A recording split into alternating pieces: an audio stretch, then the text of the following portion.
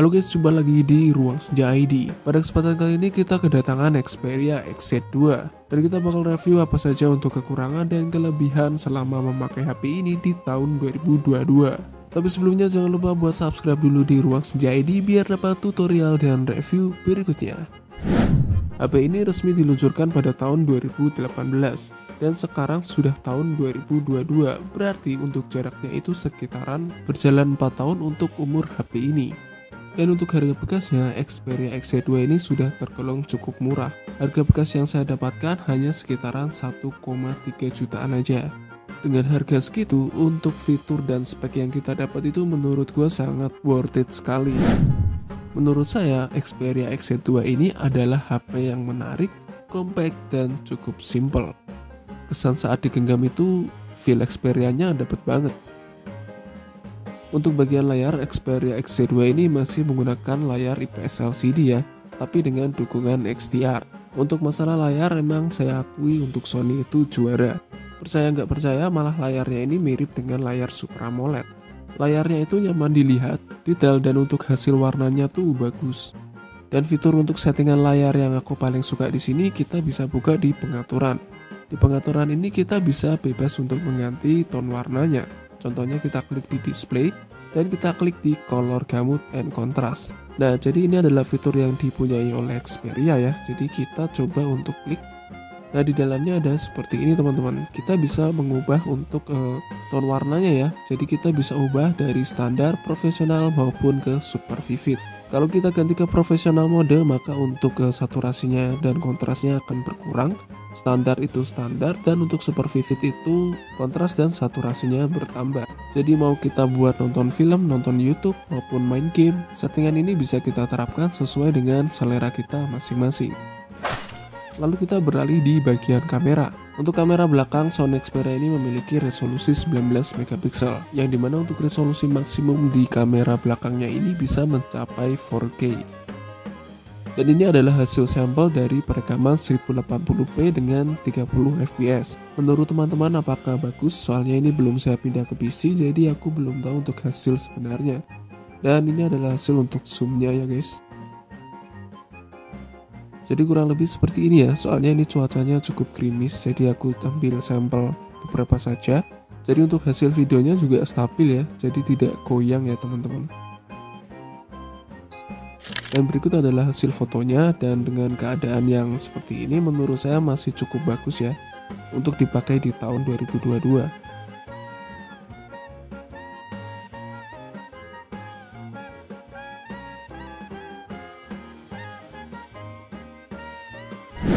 Oke, kita lanjut di pembahasan berikutnya. Dan karena ini adalah HP Inter, jadi di sini hanya menggunakan satu SIM card alias single SIM. Dan uniknya untuk mengambil SIM card ini tidak perlu SIM ejector ya teman-teman. Jadi kita bisa langsung tarik aja. Dan di bagian dalamnya tersedia untuk slot SIM card dan juga untuk slot micro SD. Dan di sini untuk jaringannya masih aman-aman saja, bisa terbaca dengan baik dan tidak ada kendala sama sekali. Lalu untuk suara speaker musiknya, Xperia XZ2 ini mempunyai dua speaker, yaitu di atas dan di bawah, yang dimana untuk suaranya kurang lebih seperti ini.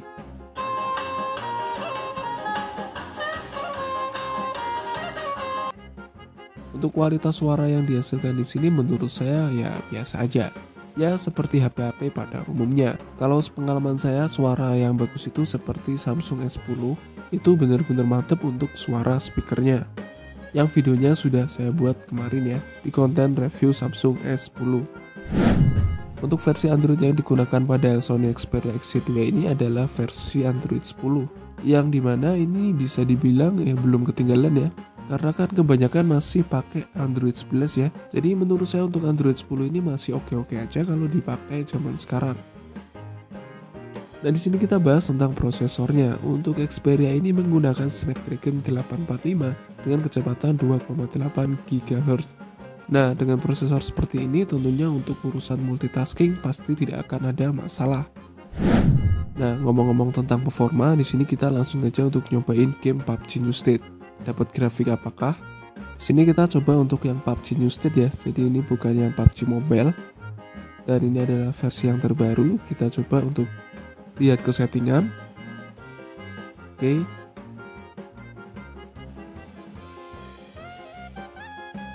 Nah, di sini untuk grafiknya, jadi menurut saya ini masih mantep banget ya.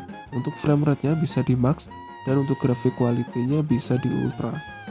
Untuk zaman sekarang dapat settingan ini tuh mantep banget ya. Karena memang jarang sekali ya HP sekitar 1,3 jutaan bisa mendapatkan performa yang maksimal seperti ini.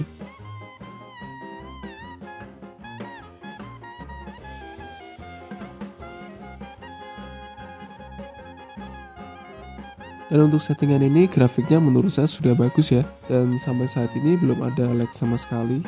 Jadi kita coba untuk main beberapa menit. Oke, kita coba jalan-jalan dulu teman-teman. Menurut saya di sini untuk sensitivitas layarnya itu oke ya. Sensitivitas layarnya itu bagus banget teman-teman. Jadi tidak delay. Ini mantap sih menurutku.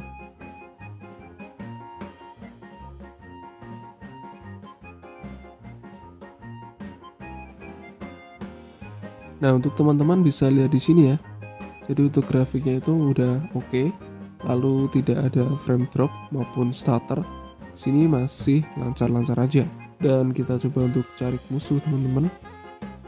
Sama untuk suhunya nanti aku akan coba lihat ya apakah ada mengalami perubahan. Soalnya Snapdragon versi tinggi biasanya tuh suhunya agak hangat ya.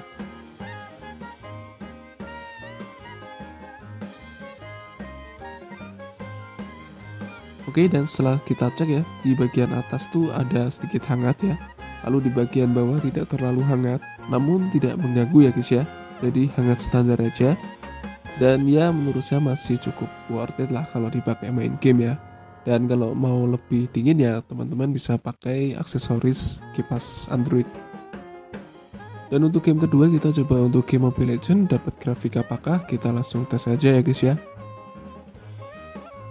Tentunya ini ada di patch terbaru ya, di tanggal 7 Januari 2022. Dan kita lihat untuk settingannya dapat apa aja teman-teman. Oke, di sini untuk frame rate-nya bisa high ya. Lalu untuk grafiknya bisa sampai ke ultra. Oke, dan cukup bagus juga. Kita langsung aja untuk coba pertandingannya apakah ada lag atau tidak.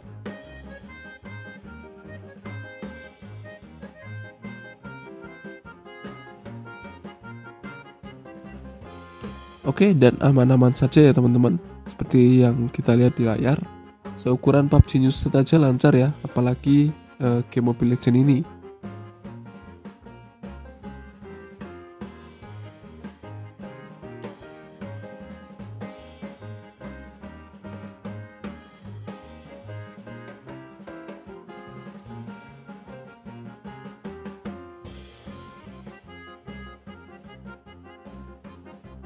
Lalu untuk masalah isi daya, seperti biasa kurang lebih 2 jam untuk mengisi penuh pada HP ini. Tapi dengan syarat untuk layarnya itu dalam keadaan off ya teman-teman.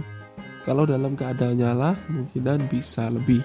Dan untuk masalah ketahanan baterai, untuk Xperia XZ2 ini mempunyai kapasitas sebesar 3180 mAh. Yang dimana untuk penggunaan sosmed aja menurut saya masih cukup banget buat seharian. Kalau untuk ngegame berat ya mungkin bisa 2-3 kali cas sehari. Dan yang sangat disayangkan ternyata di sini tidak ada lubang jack untuk headset ya. Jadi di sini kita harus membeli terpisah untuk konverter audio penghubung headset. Jadi memang sedikit ribet ya. Jadi ya mungkin segitu dulu untuk review dari saya guys. Semoga tidak terlalu panjang. Dan jadi untuk kesimpulannya ya HP ini masih layak banget buat dimiliki di tahun 2022. Mau dijadikan HP utama atau HP kedua yaitu pilihan kalian. Mau HP utama atau HP kedua menurut saya HP ini masih worth it sekali. Terlepas dari beberapa kekurangan dan kelebihan yang sudah saya sebutkan tadi. So kali ini Ruasca pamit dulu dan ketemu lagi di video berikutnya. Ruasca pamit dulu dan see you next video. Bye bye.